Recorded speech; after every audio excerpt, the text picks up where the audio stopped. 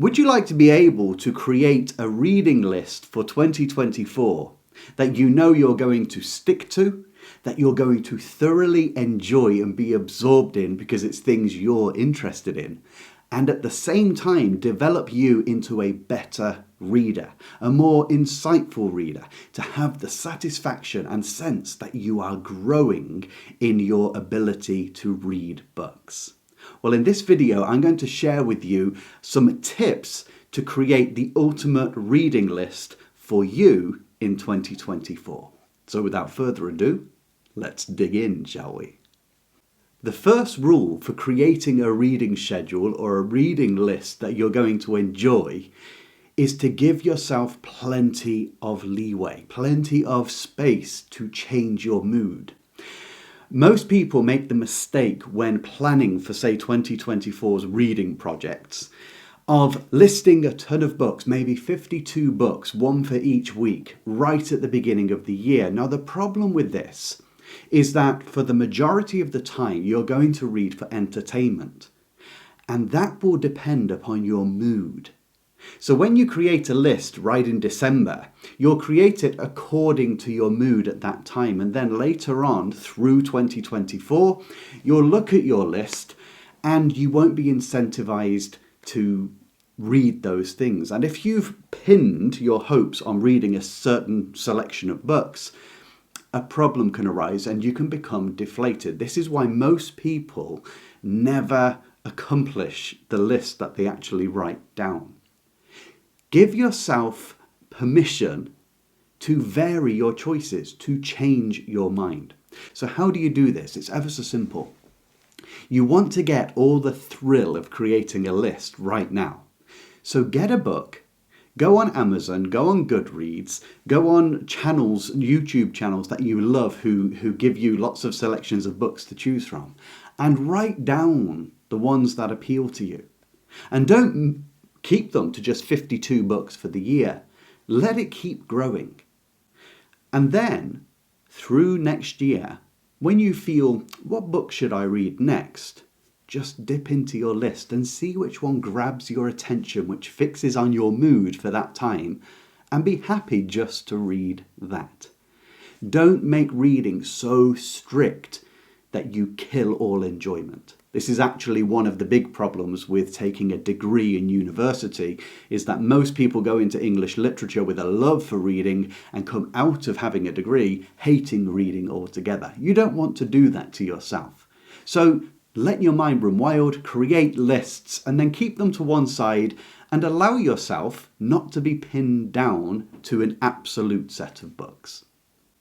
The second tip I'm about to give you in making the ultimate reading list that you will love and will grow you as a reader is the skeleton key to understanding nearly all forms of books.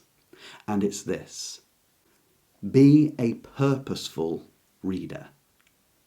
You see, a lot of us, when we set about our plans for reading in the new year, we not only hope to enjoy the books, but we also hope to develop ourselves, to feel ourselves grow somewhat through the books we read. And when we don't see ourselves growing, or we don't sense it, again, it demoralizes and it can stop you accomplishing what you set out to do at the beginning of the year. But being a purposeful reader will help you to keep going, and I guarantee will start getting you to grow. You will notice your growth and you'll get a thrill, an excitement, a passion that will just take your reading experiences to newer and newer heights. So how do you do it? Well, actually, the rest of this video is just going to give us a few examples of how to be a purposeful reader. But in short, this is what being a purposeful reader is. You decide to set aside either 6 or 12 books that you're definitely going to read in the year and base them around a particular subject or area of story and novels that you would like to appreciate more fully. Every year I always set myself 12 particular books that I am going to read. So that will give me 1 book per month where I know I'm going to read it and I'm reading it for a purpose, so that I'm developing myself.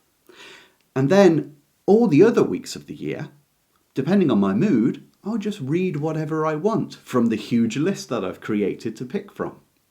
So what kind of things could you read to be a purposeful reader? What selections of books could you go for? Well, stick with me here because this is something you've probably never heard before and yet will make so much sense to you when you hear it. One area that you could decide to pick books in to become a purposeful reader is the area of characters.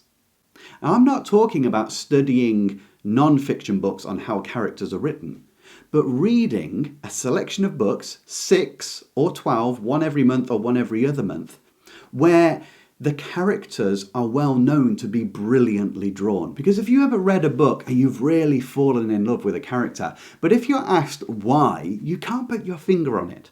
Or have you ever been curious about how authors create a character, fill in their backstory, make them three-dimensional? How much would it add to your enjoyment if you could peek beneath the curtain and see the grand architecture that creates brilliant characters? Do you know, if you were to select 12 or 6 books through a bit of research which are known to be great on character development in whatever genre you want, and then you decide to read one of those books every month through the year, imagine your insight into character by the end of the year in books that you read. When you're doing this, you'll want to just highlight little areas as you go through which you recognise have made the character stand off the page for you. And then ask yourself, why did that work? Why did that influence me? A couple of questions you could write in the front of every book that you're going to read based on character could be, how does the writer use dialogue to develop the main character's personality? What particular words do they keep using? Are they full of adjectives or are they very quick with the way they speak? Another question you could ask is, how does the writer introduce the antagonist or the bad guy to us? Does he describe him in a sinister way, or does he reveal the personality through actions only, or in the majority of cases? Do you see, if you just ask a couple of questions and have those written down every time you go into a book each month based upon that one topic, you are going to be becoming very aware of how characters work. You'll start to inhabit their skin. You'll start to know the internal organs of those characters, the way the blood pulses and what brings them to life. And if you're a writer, of course, that's going to help you be a better writer as well. Another area you could focus on to be a purposeful reader is just one topic that you want to become familiar with. So for instance, a while ago, I wanted to become familiar with the French Revolution. Now, this isn't novels, but I went out and I collected books which I could read one per month, or in this case, one every other month, which dealt with the French Revolution in different aspects. Some of them are short, and some of them, like Simon Schama's Citizens, are very large. But by spacing them through the year rather than a glut, my mind kept revisiting. And what do you think the effect is at the end of a year? You've become more familiar with the dates and the times. You become familiar with main players, like Desmoulins and Mirabeau and Rousseau's influence with his philosophy. Now, this may not be for you, but do you see how having these books spaced through the year that I'm definitely going to read, and I'm leaving all the other space to read according to my mood so I don't tire out? Do you see how that makes me a purposeful reader? But again, bringing it back to stories and novels, how about you focus on world building? How do authors actually create a whole world? Why do some worlds feel so deep? Why do you feel that you could actually live there? In fact, you would like to give up living here to live there. Well, if you want to make that your focus for the year, you go on Google, Goodreads, Amazon, and you start looking for Maybe some classics in world building. Well, of course, J.R.R. Tolkien's Lord of the Rings is going to come up in that situation. Probably Orwell's 1984 will come up as a recommendation for world building. But take it according to your genre. If you like murder mysteries, how do authors create that suspense?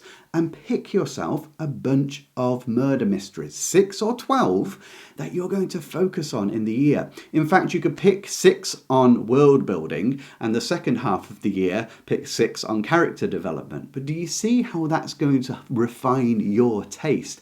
And by the end of the year, you're going to have felt your growth. It's going to keep giving you the incentive to carry on. And what's most powerful is those other books you read through the year based on your mood, you're going to have a much greater sense of perception and enjoyment in reading them because you've been doing purposeful reading in the background. One other example of purposeful reading that you could choose to do through 2024 could be to read by an author. You may have a favourite author already. Here's a question. Have you finished all of their works? Now, if they've written 60 books, I'm not suggesting you read all 60 through the year. But how about 12? Say to yourself, I'm leaving space for the whole year to read whatever takes my fancy, but one book a month I'm going to read from my favourite author. And I'm going to try and work out just why I like them. Do you know what this will give you? It will give you an insight into style. Style is a particular author's way of expressing their thoughts in the best words possible. And every author has a very different way of explaining things and expressing themselves. For instance, if you were to read Virginia Woolf and you were to read Charles Dickens, you would notice a vast difference in the way they express themselves. Dickens' style is so vivid, for instance, that you could pick a page out of any of his books, and probably if someone's read Dickens before, they would recognise who the writer is just by the one page. That's style. So, are there any authors that you would like to get into? Well, how about doing that as your focused, purposeful reading? Say to yourself, okay, I want to read fantasy books and I'm going to pick a particular author who's good at writing them. Or I'm going to read romance books and I know that there's a very renowned author and I haven't read much of their works. I'm going to devote one book a month for 6 months to that one author. Just watch how much you develop when you do that. Just watch your heightened appreciation and your familiarity with an author as you do that. Do you understand how purposeful reading works? But that's not all. I've got another tip that I want to share with you, which is really going to fire your passion and keep you on track with your ultimate reading guide for 2024. One of the most satisfying things that you can do when reading is to keep one of these. This is not just musings, this is not a commonplace book. This is a quote book. As you're reading your stories or your novels, take the time to stop and write down sentences that you love. Whether it just be a well-turned phrase or a metaphor or a description of a scene, write it down. Because at the end of the year or even partway through the year, you'll be able to just open the pages and just using mine as an example, is it not written in the noble destiny of woman that the grandeur of sorrow should touch her more closely than all the pomp and splendour of fortune? What a brilliant line and observation. What else have we got here? Just the phrase, murrain and blight, which is basically saying plague and epidemic. What a lovely expression. Oh, the world is full of murrain and blight. I could steal that and use it in my conversation. She was seesawing on the Oude bow, lost to almost everything but a vague sense of jam and idleness. That's about a child who's just eaten jam and is now just drifted away. Let's go to another page and I'll just pick anything out of here. Life's struggles had lain almost entirely within her own soul. one shadowy army fighting another, and the slain shadows forever rising again. How would you like to have all of these personalized quotes that mean something to you? Keep a book of quotes next to your bed or wherever you go to read, and take the time to just jot things down. It will do two things for you. It will give you something joyous to look back on, but secondly, it will actually increase the purposefulness of your reading, even if that's amongst the books that are not your particular 12 for the year. It will just slow you down and give you a chance to savour what you're actually experiencing. My last bit of advice for you for creating your ultimate reading list for you in 2024 is to do this. Look around BookTube, that's channels devoted to books on YouTube, for people who specifically talk about books in your field of interest. So it might be murder mysteries, it might be fantasy, as in medieval fantasy, it might be futuristic sci-fi, it might be philosophical, it might be the classics like I discuss right here. Look in their playlist and see if they've set up a playlist based on book hauls or book lists. For instance, in my channel, if you go into playlists, you'll find book lists and book hauls as two separate playlists. And if you watch the videos in there, I'll give you a brief synopsis of each book without any spoilers. And that way you can think, that's just my cup of tea. I like the sound of that. Add it to your list. Sometimes you may hear a particular YouTuber who's maybe, will take fantasy, who's maybe very well read in fantasy, and they can say, oh, the world building by such and such an author, or in this book, is exceptional. Well, if you've chosen for your purposeful reading world building, then that's great. If you're into fantasy, you've just got a book to put on your list. And it's the same with any others. So take the time to listen to those who lay out, who have done a lot of reading in one area. Go to those ones who read what you love reading and see what books they've listed and talked about on their channel, which are spoiler free, hopefully.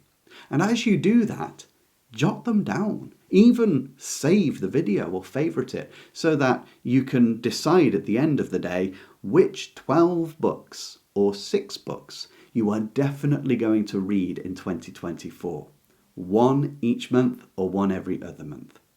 So just to recap, to create your ultimate reading list, what you need to do is first give yourself room to adjust what you read according to your mood.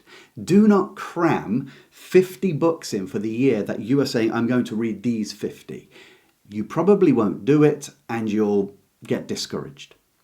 On the other hand, select 12 or 6 books which are tied around a particular area of interest, whether that's to develop your understanding of story. It could be, like we said, character, world building, atmosphere building. It could be focus on dialogue. It could be focus on poetry.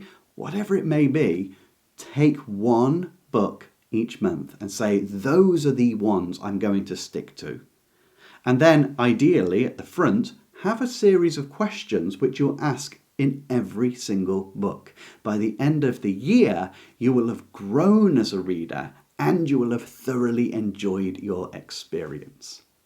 I hope that you've enjoyed this video, and if you're really serious about getting into books and understanding them more, especially those books which have proved their worth by lasting, which we call classics, then hit subscribe, and until the next time, I wish you joy in whatever you decide to read.